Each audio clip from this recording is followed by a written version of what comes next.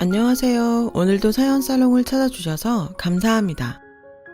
서울에 사는 30대 돌싱녀예요. 여러분들은 첫사랑에 대해 어떤 기억을 갖고 계신가요? 흔히 첫사랑은 이루어지지 않아 아름다운 거라고 하죠. 저는 아름답게 남을 수 있었던 첫사랑과 기어코 결혼을 하는 바람에 끝내 아름답지는 못한 결말을 만들게 되었어요. 이런 제 이야기를 한번 해보고 싶어서 사연을 적어보게 되었습니다. 저는 고등학교 때 제 남편을 처음 만났어요. 남편은 저희 학교에 교생 실습을 나온 대학생이었는데 한창 로맨스 소설에 빠져있던 여고생인 저는 남편을 보고 한눈에 반하고 말았죠. 그리고 무슨 운명의 장난인지 저는 남편을 저희 집 동네에서 조금 떨어진 한 주택가에서 보게 되었고 그곳이 남편이 부모님과 함께 사는 집이라는 것을 알게 되었어요. 평소 한번 마음먹으면 끝장을 보는 스타일인 저는 그때 당시는 남편에게 완전히 꽂혀서 창피한 줄도 모르고 남편을 졸졸 따라다녔어요. 그래서 저는 남편이 교생 실습을 하는 기간 동안 매일 남편에게 고백을 했어요. 그런데 글쎄 남편이 여자친구가 있다는 게 아니겠어요? 지금 생각하면 남편이 결혼을 했다고 한 것도 아니었는데 저는 뭐가 그렇게 충격이었는지 그날 내내 눈물로 밤을 지새웠어요. 마치 실연을 당한 여주인공처럼요. 그렇게 혼자 실연의 아픔을 감당하다 보니 어느덧 남편의 교생 실습 마지막 날이 되었고 그렇게 저의 첫사랑은 시작해보지도 못하고 끝이 나는 듯 했어요. 그러던 어느 날이었어요. 지금도 생각하고 싶지 않은 순간인데요. 저희 아빠가 하시던 사업이 힘들어지자 오랜 시간 빚에 쫓기셨고 그걸 또 저와 엄마에겐 비밀로 하시다가 혼자 감당이 안 되는 스트레스가 원인이었는지 심장마비로 갑자기 세상을 떠나시게 되었어요. 아빠의 갑작스러운 빈자리도 충격이었지만 아빠가 남기신 빚 또한 버거웠던 저와 저희 엄마는 거의 모든 것을 처분해 빚 갚는 용도로 썼지만 무섭게 불어나는 이자를 감당하기는 세 발의 피였어요. 엄마는 그런 와중에도 모아두신 대학 등록금을 저에게 주시며 아무리 힘들어도 넌 이 돈으로 대학에 가. 아빠 빚은 엄마가 어떻게든 할 테니까 라고 말씀하셨고 저는 차마 고생하는 엄마를 두고 저만 속 편하게 대학에 갈 수 없었어요. 대학은 나중에 가도 된다고 말했죠. 그 당시가 저는 나름 학교에서 전교 1, 2등을 다투는 우등생이었지만 대학 진학의 목표가 사라지니 남들 공부할 때 난 무엇을 위해 여기 있는가 하는 생각이 들더라고요. 어쨌든 취업을 해야 하니 취업할 때 필요한 것 같은 자격증 공부를 하자고 생각했어요. 친구들은 수능 공부를 하는데 저는 자격증 공부를 하고 있으니 그러지 않으려 해도 그간 밝고 명랑했던 제 얼굴에도 그늘이 지기 시작했나 봐요. 저를 옆에서 보고 안타까운 담임선생님은 그런 저에게 굳이 힘들게 야간 자율학습을 하지 않아도 된다고 하셨어요. 친구들은 야간 자율학습을 하지 않는 저를 부럽다고 했지만 저는 남아서 공부하는 친구들을 부러워하며 그날부터 이른 학교를 하기 시작했는데 그러던 어느 날 야간 자율학습을 하지 않고 집에 가는 중 동네에서 우연히 남편을 보게 되었어요. 남편은 오랜만에 저를 보니 반가웠는지 이렇게 장난을 치며 말을 걸어왔어요. 채원이? 오랜만이다. 근데 이 시간이면 너 학교에서 야자할 시간 아니야?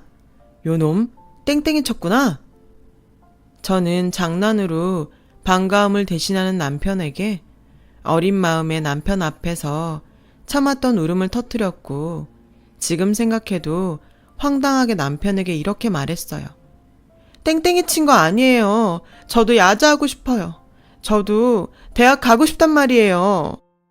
엄마 앞에서 꾹 참고 친구들 앞에서 꾹 참았던 눈물이 왜 하필 그 순간 아무것도 모르는 남편 앞에서 터졌는지, 교복 입은 여학생이 남자 앞에서 서럽게 울자 주변 사람들은 우리 둘을 이상하게 쳐다봤어요. 남편은 이러지도 저러지도 못하며 저를 달래느라 진땀을 빼야 했죠. 제 기억에 저는 그때 한참을 울었는데 영문을 모르는 남편은 그 한참 동안 어쩌지도 못했어요. 제가 조금 진정이 되자 자기도 덩달아 안도하는 듯 보였어요. 다 울었어? 무슨 애가 그렇게 지치게 우냐? 우느라고 고생했으니까 우리 떡볶이 먹으러 갈래? 남편은 저에게 환하게 웃으며 그렇게 말해줬어요. 그 웃는 얼굴에 저는 오랜만에 어둠 속에서 빛을 본 듯 했고, 그 빛은 점차 제 얼굴의 그늘을 조금씩 걷어내 주었어요. 떡볶이를 먹으며 제 이야기를 모두 들은 남편은 갑자기 손을 번쩍 들어 제 머리를 쓰다듬어 주더라고요. 우리 채원이 기특하네. 니 등 쓰면 학교는 어떻게든 다닐 수 있을 텐데. 엄마가 힘들까봐 포기하는 거구나. 착하다. 저는 느닷없는 남편의 칭찬과 위로에 다시 눈가가 촉촉해졌고, 남편은 제가 다시 울까봐 얼른 단무지 하나를 제 입에 쏙 넣어줬어요. 제발 울지 마. 누가 보면 내가 너 울린 줄 알겠다. 그리고 너 그렇게 계속 울면 눈 퉁퉁 부어. 그렇게 남편은 그 순간 참 고맙게도 겨우겨우 버티다 무너져 내린 저를 기꺼이 잡아주었죠. 착했던 남편은 그 후로도 제가 신경이 쓰였는지 가끔 동네 분식점에 저를 불러 떡볶이를 사주며 제 근황을 체크했어요. 그리고 고맙게도 늘 헤어질 때면 이런 말을 저에게 했어요. 혹시 무슨 일 있거나 혼자 있기 싫으면 언제든 전화해. 혼자 울지 말고. 알았지? 저는 남편의 그 말이 참 좋았어요. 힘들거나 슬플 때 주문처럼 남편의 그 말을 떠올릴 만큼요. 저는 다음 해에 학교를 졸업했어요. 그간 공부해서 준비한 자격증을 활용해 취업에 나섰고, 남편은 그해 대학 졸업해서 교직이 아닌 유명한 모 그룹의 신입사원이 됐어요. 갭 차이는 어마어마하지만 저희 남편은 둘 다 직장인이라는 공통분모로 종종 이야기를 나눴고, 저는 그즈음 남편에게 술을 처음으로 배우게 되었어요. 주량을 모르고 술을 마신 저는 결국 뻗어버렸죠. 제가 술이 깰 때까지 내내 기다리던 남편은 저를 측은하게 보더니 연신 제 머리를 쓰다듬어 주었어요. 그 느낌이 어찌나 좋은지 잠이 솔솔 오려는 그 찰나에 남편은 술김인지 뭐였는지 술에 취한 저에게 나중에 오빠한테 시집와. 오빠가 너 평생 울지 않게 해줄게. 라고 취중 고백을 했고, 저는 정말 거짓말처럼 술이 확 깨서 눈이 번쩍 떠졌어요. 사실 저는 남편에 대한 마음을 접지 못하고 있었거든요. 예전처럼 무작정 들이댈 수 없어서 말하지 못했을 뿐이었죠. 저는 초롱초롱한 눈으로 남편을 쳐다봤어요.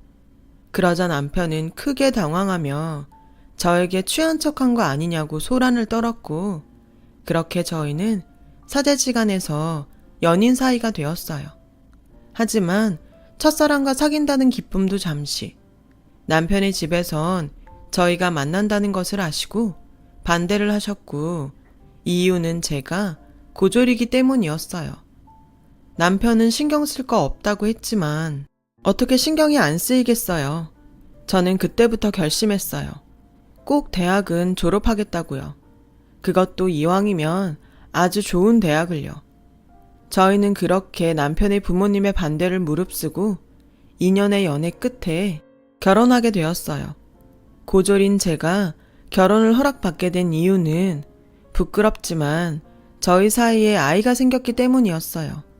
심하게 반대하시던 시어머니는 제가 임신했다는 사실을 남편에게 듣고 어쩔 수 없이 저를 받아주셨어요. 그리고 그 후로 저는 너무 사랑하는 남편과 아이를 얻은 대가로 치열한 시집살이를 살아야 했죠. 저는 빨리 돈을 모아 분가하겠다는 일념 하나로 그 모진 시집살이를 버텼어요. 하지만 아무리 정신무장을 해도 정말 죽을 맛이더라고요. 그런 저의 시집살이의 절정은 남편의 형이 결혼할 여자를 데려온 순간부터였어요.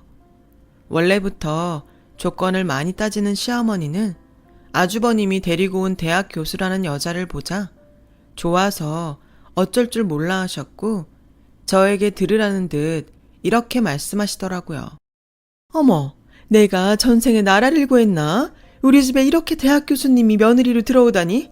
그래, 부모님은 뭐 하시나? 아버지는 변호사시고 어머니는 피부과 의사세요.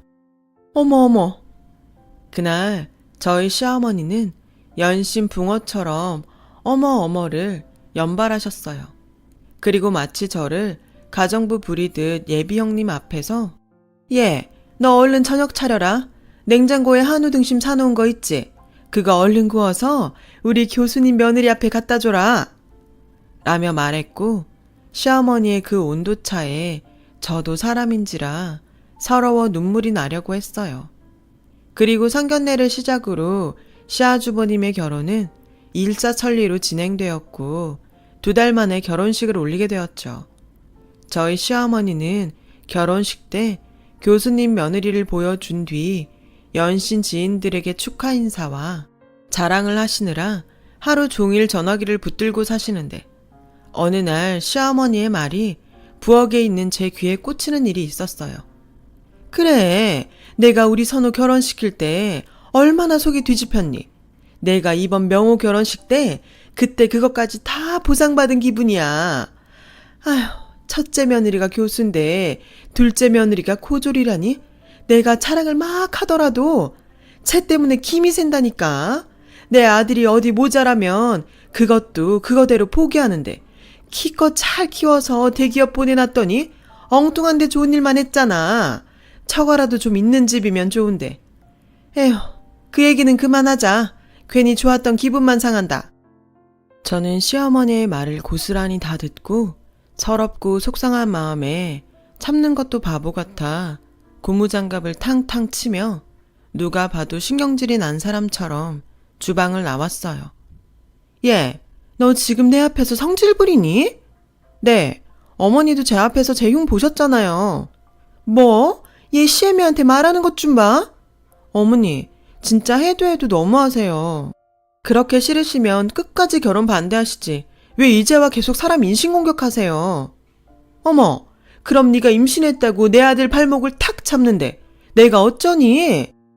이렇게 사람 무시하실 거면 제가 임신을 했건 말건 차라리 고졸 며느리는 절대 싫다고 하시죠. 제가 일 계속하고 싶다고 해도 고졸 출신 월급이 얼마나 되냐며 차라리 집에 들어와 애 키우라고 하셨죠? 제 사정 뻔히 다 아시면서 고졸 정말 너무하세요. 나중에 저희 은찬이가 다 알면 할머니를 어떻게 생각하겠어요? 거기서 왜 우리 귀한 손주 이름이 나와? 그 귀한 손주 제가 낳았다고요. 그러니 제발 저 예뻐해달라고 안 할 테니까 상처 주지 마세요. 저거 상처받았다면서 되레 큰 소리만 잘 치네. 저는 그 일이 있고 더욱 시어머니와 사이가 나빠졌고 시어머니의 며느리 차별은 점점 그 도가 지나쳐갔어요. 큰애야, 괜찮다. 여기는 신경 쓰지 말고 재밌게 놀다 와라. 시어머니는 형님이 결혼하고 첫 명절이지만 친구들과 1년에 한 번 간다는 해외여행을 기꺼이 아무렇지 않게 다녀오라고 하셨어요. 뭐 그동안 저 혼자 하던 일이라 크게 상관은 없었지만 막상 형님이 있는데 누군 여행 가고 누군 일한다고 생각하니 기분이 나쁘더라고요. 그래서 어머니, 저도 명절 지나면 친정에 가서 좀 쉬다 올게요. 뭐? 지금 그게 무슨 소리냐? 쉬다 온다고? 넌 고졸이라 그런가? 출가 외인 모르니? 형님은 명절인데도 여행 가는데 저는 명절 다 지내고 친정도 가면 안 돼요? 네가 또 그 소리에 골이 났지? 누가 가지 말라던? 네가 방금 쉬다 오겠다고 했잖아. 어디 식구를 다 두고? 너만 쉰다고 하니? 배움이 짧아 그런가? 어찌 마음보도 짧아? 네, 저 마음보 짧아요. 그래서 그렇게 대놓고 차별하면 저도 골라서 할 것도 하기 싫어요. 저는 홧김에 당장 친정에 가려고 짐을 쌌어요. 그런데 저희 아이가 저희 모습에 놀랐는지 울음을 터뜨렸고 저희 남편은 제발 예민하게 좀 굴지 말라고 저에게 볼멘 소리를 하는데 여긴 제 편이 하나도 없다는 생각이 절로 들더라고요. 왜 애를 흘리고 그러니? 기어코 성과를 부려야 그 좁은 속이 시원하니? 어머니! 저는 서러워 그 자리에서 소리내서 울었어요. 그 모습에 저희 아들은 따라 울고 시어머니와 남편은 황당하다는 얼굴로 저를 이해 못하는 눈치였어요. 네, 어쩌면 제가 정말 그 사람들 말처럼 애처럼 예민을 떠는 건지도 몰라요. 하지만 시어머니가 무시하고 형님과 차별을 하실 때마다 제 못난 자격지심 때문인지 끓어오르는 화를 참을 수 없게 되었어요. 그러던 어느 날 저녁 장을 보다가 우연히 커피숍 유리창에 시어머니를 보게 되었어요. 그리고 그 맞은편에는 형님이 계셨는데 글쎄 저희 시어머니가 가방에서 목걸이 케이스를 꺼내 형님에게 건네지 않겠어요? 한눈에 봐도 보석이 반짝거리는 목걸이를 시어머니는 손수 형님의 목에 걸어주었고 저는 허전한 제 목을 매만지며 씁쓸한 기분을 속으로 삭혀야 했어요. 저는 속상한 마음에 퇴근한 남편에게 낮에 본 목걸이 이야기를 했어요. 그러자 남편은 한숨을 쉬며 자기는 아직도 고등학생이야? 내가 나중에 사줄 테니 그만 배 아파해. 도대체 언제까지 형님 질투할래? 저는 남편의 말에 그나마 붙잡고 있던 결혼 생활에 희망의 줄이 툭 하고 끊어지는 것을 느꼈어요. 연애할 때는 그렇게도 저에게 마음을 써주더니 결혼하고 아이를 낳고 보니 예전에 마음 깊고 다정한 남편은 사라지고 없더라고요. 저는 이혼을 결심했어요. 하지만 지금 당장 하는 이혼이 아닌 똑똑한 이혼을 해야겠다고 생각했고 치밀하게 앞으로의 일을 계획하며 가장 먼저 수능 공부를 시작했어요. 이혼하는데 수능 공부가 웬 말이냐고 생각하실 수 있는데 그놈의 고졸 타령하는 시어머니에게 보란듯이 대학 졸업장을 던져주겠다는 일념으로 혹시 몰라 준비한 비자금을 털어서 인강 수업과 수능 문제집을 구입했어요. 저는 공부한다고 쓴 돈이 아까워서 늘 시간을 쪼개 공부를 했어요. 학교 다닐 때도 공부하는데 크게 스트레스를 받지 않았는데 오랜만에 펜을 잡으니 처음엔 좀 익숙하지 않아 시행착오가 있었어요. 하지만 공부를 하다 보니 예전에 공부하던 감이 돌아와 한번 시작하면 시간 가는 줄 모르고 미친 듯이 공부를 했죠. 저는 사실 절박했어요. 이번에야말로 그 지긋지긋한 고졸 탈출을 해야 한다는 절박감이었죠. 1년에 한 번 있는 제 생일도 아침에 카톡 알림을 보고 깨달았을 정도였어요. 다른 날도 아니고 생일인데 오늘만큼은 남편이 지난날에 저에게 섭섭하게 한 일들을 사과하지 않을까 하는 혹시 모를 기대감으로 하루를 보냈지만 제 생일인 걸 자기도 카톡으로 봐서도 알 텐데 남편은 같은 부서 여직원이 갑자기 회사를 그만둔다고 해 무슨 일이 있냐고 상담을 해주느라 술이 떡이 돼서 돌아왔어요. 그날은 그렇게 의욕이 활활 타오르던 공부도 잘 되지 않았고 천장이 뚫어져라 드르렁거리는 남편을 보니 이게 말로만 듣던 우울증인가 싶은 생각이 들면서 묵직한 무언가가 저의 가슴을 짓누르는 듯 답답함을 느꼈어요. 그때였어요. 새벽 1시가 다 되어 가는데 저희 엄마가 전화를 걸어오신 거예요.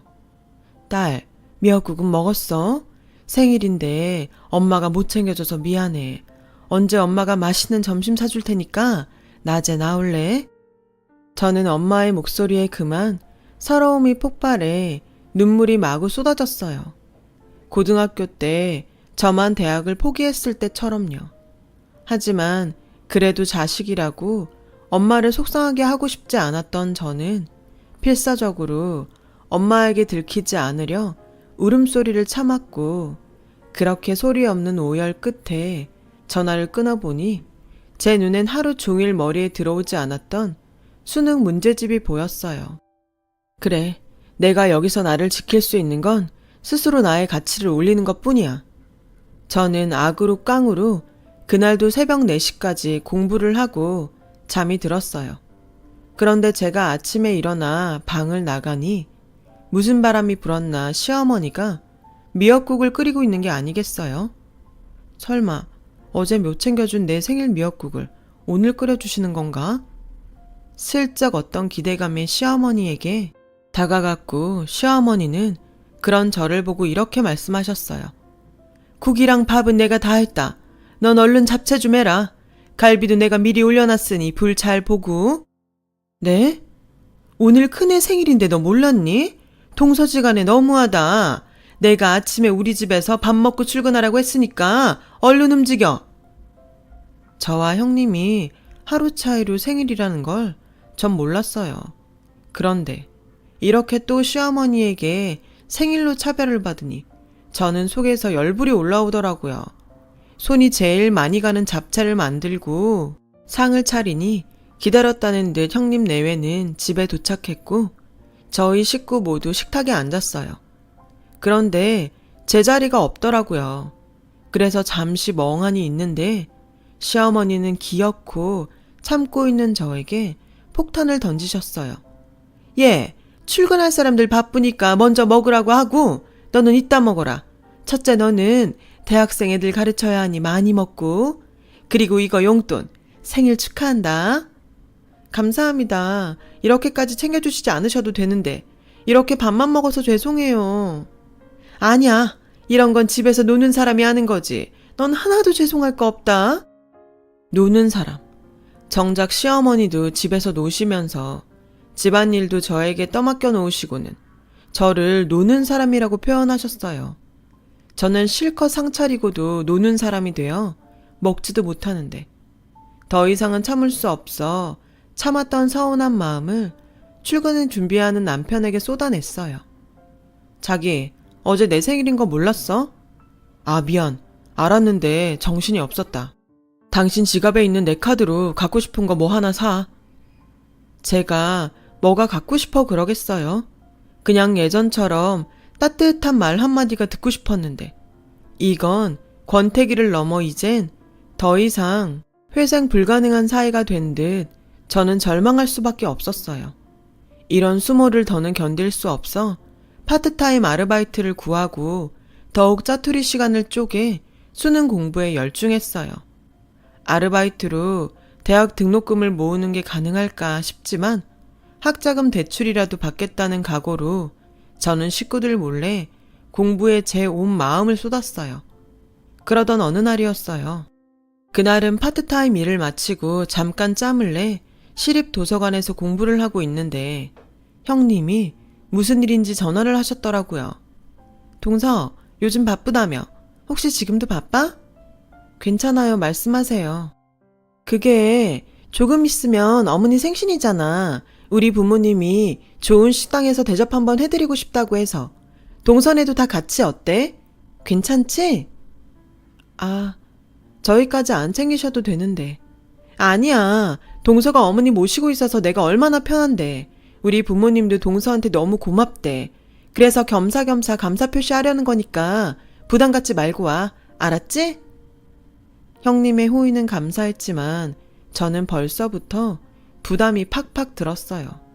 그리고 그 자리에서 또 시어머니가 어떤 말을 해서 저에게 상처를 주실까 무섭기까지 했고요.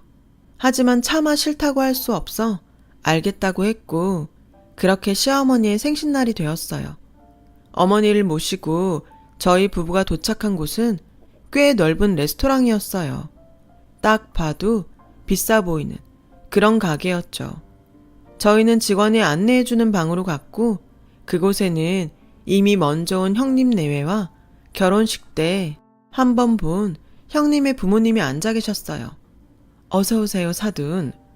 어머, 이런 좋은 곳에 저희 식구들 모두를 초대해 주시다니 몸둘 바를 모르겠네요. 생신이신데 이 정도는 해드려야죠. 그리고 저희 딸이 동서복이 있어서 편하게 지낸다고 하니 친정 엄마로서 죄송하기도 하고요. 어머, 죄송은요. 저희 둘째가 워낙 살림을 잘해요. 손도 빠르고. 우리 첫째 며느리는 교수님인데 연구하고 자기 일도 해야죠. 다 괜찮습니다.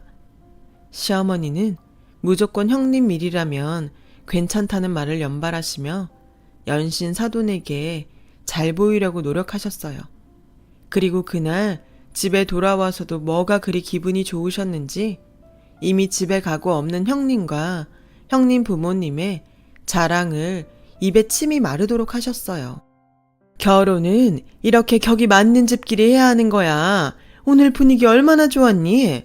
으이그, 내가 우리 선호 결혼 망친 것만 생각하면 이렇게 기분이 좋다가도 한순간에 숨이 콱 막혀. 사내 자식이 착해 빠져가지고 팔목이나 잡히고. 시어머니는 기분이 좋다가 그렇게 갑자기 엄한 저에게 불똥이 튀며 또 제가 듣기 싫어하는 그 레파토리를 쏟아내셨어요. 좋은 소리도 한두 번이지. 이렇게 반복적으로 인신공격을 하는 시어머니를 저는 더 이상 두고 볼 수는 없었고 남편에게 더는 이런 집구석에서 살 수 없으니 이혼하자고 말했어요. 남편은 괜히 욱하는 마음에 앞뒤 생각하지 않고 말하지 말고 그냥 넘기라고 했지만 저는 그런 남편의 말에도 화가 나서 이번에는 진짜 이 집을 나가겠다는 생각으로 짐을 싸기 시작했어요. 당신 정말 나랑 이혼할 생각이야? 그리고 자기 엄마가 물고 빠는 은찬이도 내가 키울 거야. 네가 돈이 있어, 직업이 있어. 그렇다고 장모님이 도와주실 수 있어. 화난 건 충분히 알겠으니까 오바하지 말고 오늘만 참고 지나가자. 오늘만? 내가 이 집에 온 후로 오늘 같지 않은 날이 있긴 했어? 아, 모르겠지. 당신 엄마 정말 어른도 아니고 인격도 없어. 딱 봐도 모르겠니? 자기 엄마 속물인 거? 그때였어요. 밖에서 저희 부부 대화를 엿들은 시어머니는 문을 벌컥 열더니 뭐? 이 가방끈 짧은 년이? 지금 내 아들한테 뭐라고 짓거리는 거야? 라고 소리치며 제 머리채를 잡으시는데 저도 아랑곳하지 않고 시어머니의 머리채를 잡아버렸어요. 오늘만큼은 질 생각이 없었거든요.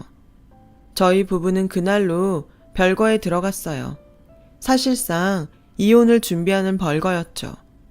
남편은 여전히 직업도 없고 돈도 없는 저에게 아이를 주지 않을 거라고 버텼고 저는 아들을 데려와야 하기에 무조건 그 잘난 직업과 돈을 벌겠노라 다짐하고 또 다짐했어요. 그렇게 11월 수능날이 되었어요. 사실 별거 사실도 친정엄마한테 알리지 못하고 고시원에서 생활했었는데 오늘은 시험을 보고 친정엄마에게 모든 일을 털어놓자고 결심했어요. 그렇게 저는 아침 일찍 수험장으로 향했고 그 기분이 참 묘한 게 다시 19살 수험생이 된 기분이었어요. 저는 제 인생이 걸렸다는 생각에 간절한 마음으로 시험을 받고 술술 풀리는 문제를 보며 앞으로 내 인생이 이렇게 술술 풀리면 좋겠다는 마음으로 친정으로 갔어요. 그런데 저희 엄마는 뜻밖의 어떤 한정식 집에서 일을 하고 계셨고 저는 또 그 모습에 마음이 덜컥 내려앉는 듯 했어요. 엄마, 여기서 뭐해? 아빠 빚 나 결혼할 때 다 갚은 거 아니었어? 왜 엄마가 이런 일을 해? 여기 네 외삼촌 가게야. 엄마가 뭐든 하고 싶다고, 일 배우고 싶다고 했어. 저는 평소 엄마와 잘 왕래를 하지 않았던 외삼촌 이야기에 이 일을 어떻게 생각해야 할지 판단이 잘 서지 않았어요. 그런데 제가 왔다는 소리에 밖에서 이를 보다 들어온 외삼촌은 저에게 이런 이야기를 해주셔서 전 마음을 놓을 수 있었어요. 내가 네 아버지 돌아가실 때 여기 식당을 시작해서 정신이 없어서 너랑 네 엄마를 못 챙겼다. 내내 그게 마음에 걸렸어. 근데 마침 네 엄마가 일하고 배우고 싶다고 해서 내가 여기 와서 일 배우라고 했다. 월급도 주고 일도 가르쳐주고 있으니 너 오해는 하지 말고. 여기서 일 잘 배우면 내가 목 좋은데 분점도 내줄 거야. 그땐 너도 네 엄마도 도우면서 남들 버는 것처럼 벌고 살아. 저는 외삼촌의 말에 가슴이 저려왔어요. 아빠가 돌아가시고 세상엔 엄마와 저, 단 둘뿐이라고 생각했는데 삼촌의 말을 들으니 그때의 기억이 떠올랐거든요. 저는 엄마와 삼촌에게 오늘 수능을 보고 왔고 대학에 합격하면 학자금 대출을 받더라도 대학에 다닐 생각이라는 것을 말하고 가장 중요한 남편과 별거 중으로 이혼을 할 생각이라고 말했어요. 그간 아무것도 몰랐던 저희 엄마는 제가 쏟아내는 말들에 뒤로 넘어갈 듯 깜짝 놀라셨죠. 그 와중에도 외손주가 마음에 걸리셨는지 저에게 이렇게 말씀하셨어요. 은찬이는 어쩌려고. 그러지 말고 다시 잘 풀고 살아봐. 우리 이서방 같은 사람 없잖아. 너 그때 첫사랑이라고 엄청 좋아하지 않았어? 응, 그때는 그 사람이 첫사랑이자 구세주 같았어. 근데 막상 결혼하고 시댁에 들어가 사니까 거긴 지옥이었어. 저는 떨어지지 않는 입을 달싹이며 그간 고졸이라고 무시당하고 교수인 형님과 비교당하며 힘들게 살았다는 이야기를 했어요. 그러자 저희 삼촌은 단단히 화가 나서 당장이라도 그 집에 쳐들어가 시어머니와 남편을 가만두지 않겠다고 성화를 부리셨어요. 저는 흥분한 삼촌을 말리며 꼭 성공해서 그들에게 복수할 거라고 말했고 삼촌은 그런 저의 복수에 기꺼이 힘이 되어주겠다고 약속하셨어요. 너 대학 등록금 걱정하지 마. 대출 받을 것도 없고 삼촌이 너 대학 다니는 동안 등록금 전부 다 내줄게. 넌 공부만 하고 네 엄마나 도와. 그래서 당당히 살아라. 애도 데리고 오고. 그날 이후 저는 다시 엄마와 생활을 하기 시작했어요. 그리고 그간의 노력으로 저는 우리나라에서 가장 좋다는 S대 경영학과에 입학했고 외삼촌의 든든한 지원으로 대학 공부를 원 없이 하게 되었어요. 엄마는 1년 정도 외삼촌의 가게에서 일을 배우셨고 드디어 분점 주인이 되셨는데 엄마는 가게 운영이 처음이라 자신이 없다고 하셨지만 제가 공부하는 학과가 경영학과라 그런지 저는 가게 운영이 참 재미있었어요. 처음엔 그저 입소문으로 조금씩 잘 되어가던 가게는 대학 졸업 후 저의 본격적인 마케팅으로 손님이 물밀듯 몰려오기 시작했고 개업한 지 3년 만에 연매출 50억이라는 쾌거를 이루게 되었어요. 저는 가게 운영이 재미있고 저희 엄마는 사람 상대하는 서비스가 좋으니 그야말로 저희 모녀는 환상의 콤비가 따로 없었죠. 저희 모녀의 시너지 효과로 가게는 승승장구하게 되었고 고급스럽고 유명한 한정식 집으로 자리를 잡게 되었어요. 그리고 이윽고 벼르고 벼르던 그날이 되었어요. 남편이 그렇게 노래하던 직업과 돈이 생긴 전 미뤄뒀던 이혼을 하기 위해 4년 만에 남편에게 연락을 했고 곧 있으면 시어머니 생신이니 4년 전 그때처럼 형님 내외와 모두 함께 가게로 오라고 초대를 했어요. 그 가게 주인이 저희 엄마인지는 까맣게 모른 채 시어머니는 고개를 빳빳이 들고 가게로 오셨고 가게를 한번 빙 둘러보는데 어머니 여기 요즘 하도 유명해서 예약 안 하면 올 수도 없는 곳이에요. 메뉴들도 다 고급지고 비싼데 아는 교수님이 그러시는데 여기 매출이 50억이 넘는다는 거 있죠. 아무래도 동서가 어머님이랑 서방님한테 용서받으려고 큰맘 먹었나 봐요. 그래 하기사 출가 외인이 4년이나 나가 살았으면 소박감이긴 하지. 그래 이참에 극이나 팍 꺾어서 찍소리도 못하게 들여 앉혀야겠다.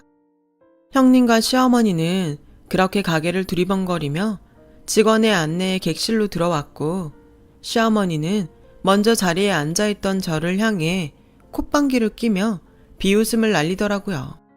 네가 버텨봤자 얼마나 버틸까 내 궁금했다. 그래도 자존심은 있다고 용케 몇 년은 버텼구나. 그래, 이제 네 분수를 알았니? 앞으로 내 집에서 찍소리 하지 말고 조용히 찌그러져서 살아. 알겠어? 어머니는 참 여전하시네요. 이렇게 오랜만에 뵙는 건데도 참 같이 있기 힘드네요. 어머, 얘 말하는 것 좀 봐. 너 아직도 떠들 염치가 있니? 역시 무식한 애들은 앞뒤 분간이 없어. 저는 그 순간 준비해둔 저의 졸업 증명서를 시어머니 앞에 턱 던졌고, 시어머니는 이건 또 뭔 수작인가 싶어 안의 내용을 확인하는데, 그 순간 시어머니의 동공이 제 눈에도 보일 만큼 불안하게 흔들렸어요. 보이시죠? 거기 학교랑 제 이름. 저 이제 고졸 아니에요, 어머니. 그리고 그 잘난 돈, 저 지금 엄청 잘 벌어요. 여기 이 가게가 저희 엄마랑 제가 운영하는 가게거든요. 제가 굳이 보기 싫은 여러분을 여기 부른 건 제 아이 양육권을 포함한 그날 못다한 이혼을 하기 위해서예요. 뭐? 양육권?